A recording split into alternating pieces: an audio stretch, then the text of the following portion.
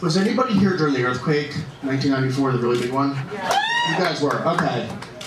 You know, I live right down the street, so when it came, and once you live through that thing, I mean, first of all, Haiti, the big earthquake, 250,000 people buried beneath rubble. Now, if that happened in LA and we had like an 8.8 for like 10 minutes, and 250,000 Angelinos were buried underneath the rubble, you'd have to like start to grab them and try to pull them out. But in LA, they'd be like, oh, f this, I'm getting some margaritas. And speaking of margaritas, back in January 17th, 1994, I'm living here. The earthquake comes 4:32 a.m. Building shaking like hell. I'm still in the same apartment building, of course I am, I'm a comic. And I get in the doorway, and I'm not even thinking of my past dog and cat that were there at the time. You're just like trying to save yourself, and I'm standing in the doorway thinking, oh my God, I'm gonna die in this apartment alone. But I survived. A couple hours later, thank you. A couple hours later, my friend Jeff knocked my door.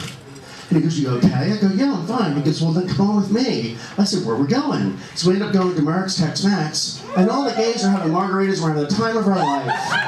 I know people are crushed and killed in Northridge and everywhere else.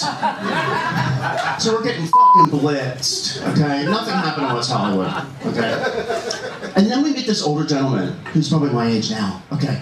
So when we meet him, my friend Jeff and I, we're like, yeah, we're gonna have a three-way. We're gonna go out with you. We get in his green Range Rover, we go up the hills, Hollywood Hills, to his house. And when we get there, he had a guest staying with him in some guest house, and the guy was like, really thin, dying of AIDS in a diaper, and it was such a downer. We pretended like we didn't see it. We're like, fuck, I don't see that.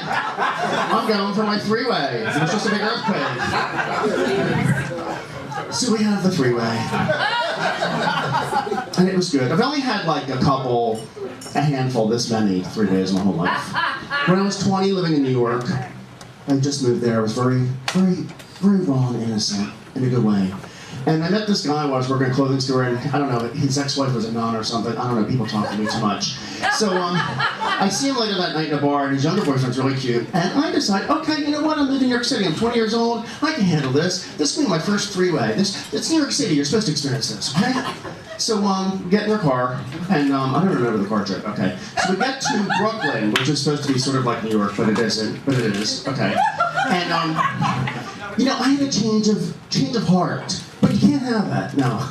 Not when you're young and they've globbed onto you and they're dragging you to their house in the brownstone or townhouse or whatever in Brooklyn for the three-way.